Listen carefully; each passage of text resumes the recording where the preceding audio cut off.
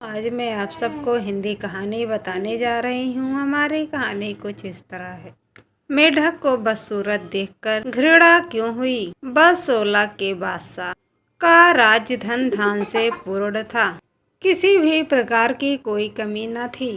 उनकी एक प्यारी सी बेटी थी, जिन्हीं उसके कारे घुघराले बाल, घनी पलके, तीखे नाक नक्श हर किसी को अपनी ओर आकृष्ट करते रहते थे।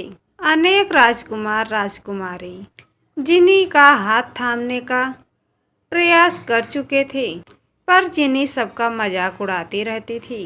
वह किसी में कोई न कोई कमी निकाल दिया करती थी। जिन्हीं के पिता उनके जन्मदिन पर हर वर्ष कोई न कोई उपहार उनके जन्मदिन पर दिया करते थे।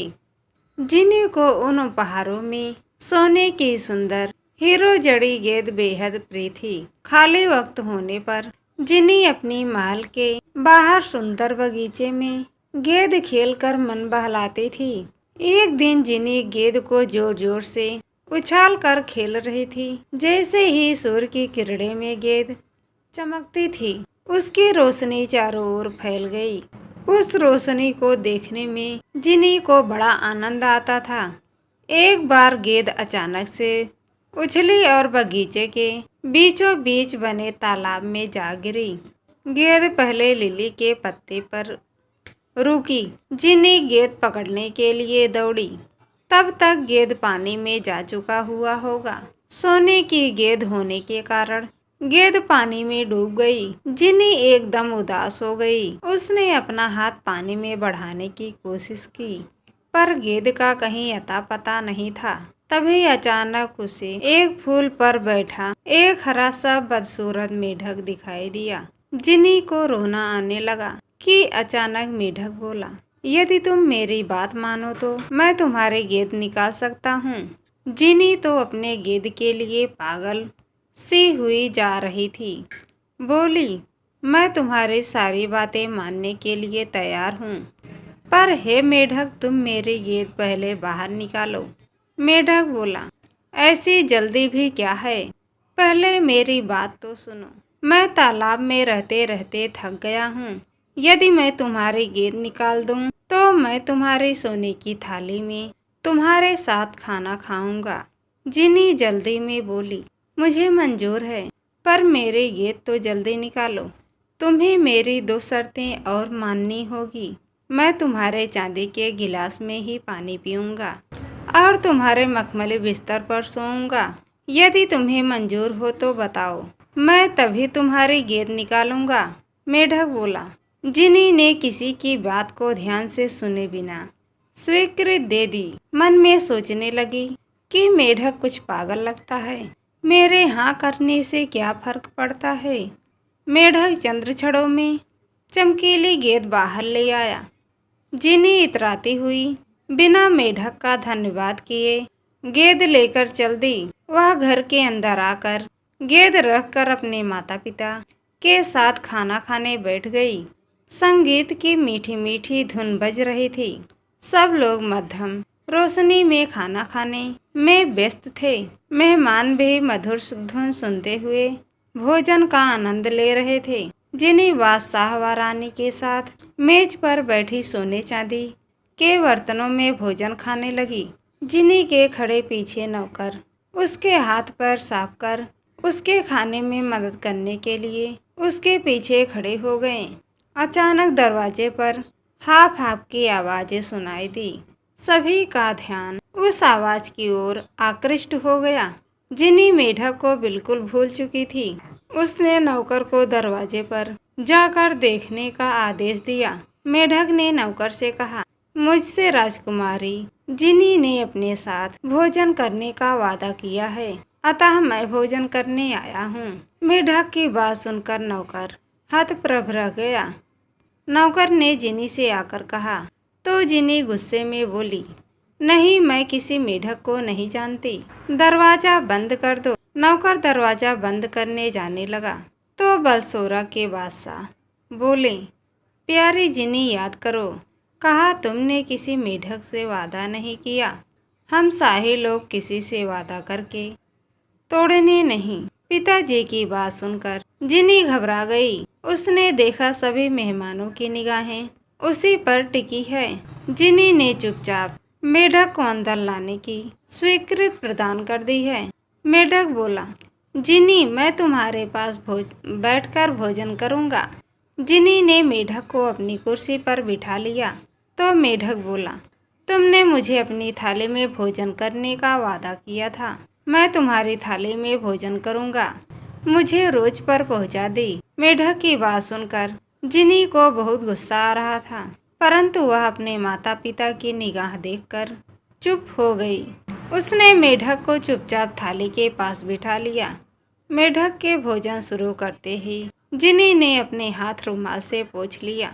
उसे बदसूरत मेढक से बेहद चिढ़ हो रही थी। जिनी ने अपने खूबसूरत चांदी के पानी पीना शुरू कर दिया। मेढक बोला, जिनी, मुझे भी अपने गिलास में पानी दो ना, मुझे बड़ी प्यास लगी है। मेढक की बात सुनकर जिनी ने गिलास अपनी तरफ खींच लिया और गुस्से से मेढक को देखने लगी। इस पर मेढक बोला, गुस्सा क्यों हो रही हो? जिनी, तुम्ही ने तो वादा किया था कि अपने चांदी के गिलास में मुझे पानी पिलाओगी। जिनी ने खिसियाती हुई गिलास मेढक की तरफ बढ़ा दिया और चुपचाप उठकर चल दी। मेढक के मुंह से जिनी बार बार अपना नाम सुनकर जलते भुनी जा रही थी। तभी मेढक बोला, अपना तीसरा वादा भूल गई क्या? मुझे भी बड़ी नींद आ रही है, अपने साथ मुझे भी ले चलो। जिनी गुस्से में बोली, नहीं, कभी नहीं। तभी बादशाह प्यार से जिनी से बोले, प्यारी बेटी, तुम्हें वादा करने से पहले सोचना चाहिए। अब वादा किया है तो मेढक को भी अपने साथ ले जाओ। जिनी के पीछे हाफ हाफ कर उछलता हुआ मेढक भी चल दिया। 2 सीढ़ी ऊपर जाने के बाद ही मेढक बोला, मैं बहुत थक गया हूँ, मुझे भी ले चलो उठाकर। जिनी ने चुपचाप मेढक को उठा लिया और सोचने लगी, इसे खाली कमरे में छोड़ दूंगी। थोड़ा आगे जाकर जिनी ने मेढक को एक खाली कमरे में बंद कर दिया और अपना कमरा अंदर से बंद कर लिया। सोने चली गई। जिनी अब निश्चित थी कि मेढक को दूसरे कमरे में बंद कर दिया है। इसी निश्चितता के कारण जिनी को लेटते नींद आ गई। पर कुछ ही मिनटों बाद दरवाजे पर हाफ हाफ की ठक ठक सुनाई दी। जिनी की आंख खुल गई और वह डर गई। उसने चुपचाप दरवाजा खोल दिया और जमीन पर पड़े कालीन पर मेढक को सो जाने को कहकर स्वयं पलंग पर लेट गई। पर मेढक जिनी को तंग किए जा रहा था। जिनी झुझलाते हुए भी कुछ करने में असमर्थ थी। सुलाना चाहती थी। अपना वादा भूल गई क्या? वादा वादा वादा।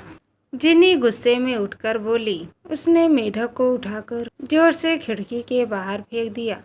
यह क्या कर वह पलट भी न पाई। उसने देखा कि बगीचे में गिरते ही मेढक राजकुमार बन गया है। चांदनी में राजकुमार का यौवन और भी निकल रहा था। राजकुमार को देखकर जिनी ठगी सी रह गई। ऊपर से बोली, तुम कौन हो? मैं तुम्हें मिलना चाहती हूँ। राजकुमार ने जिनी को नीचे आने का इशारा किया। जिनी मेढक से जितना ऊब चुकी थी, राजकुमार के पास जाने का उतना ही व्याकुल हो रही थी। वह राजकुमार के पास पहुंची तो राजकुमार से मेढक के बारे में पूछा। राजकुमार ने मेढक के बारे में बताया। मैं भी तुम्हारी तरह सिर्फ सुंदर चीजों से प्यार करता था। एक बार मैं शिकार पर गया था कि जंगल में मुझे एक बदसूरत परी ने श्राप दे दिया था कि तुम जिस सुंदरता पर घमंड करते हो वह बदसूरती में बदल जाएगी। मैंने परी से बहुत क्षमा याचना की तो परी ने मुझे श्राप मुक्त होने का तरीका बता दिया था। यदि कोई खूबसूरत राजकुमारी किसी चांदनी रात में तुम्हारे पास गुस्से में मारेगी तो तुम पुनः पुराने रूप में आ जाओगे।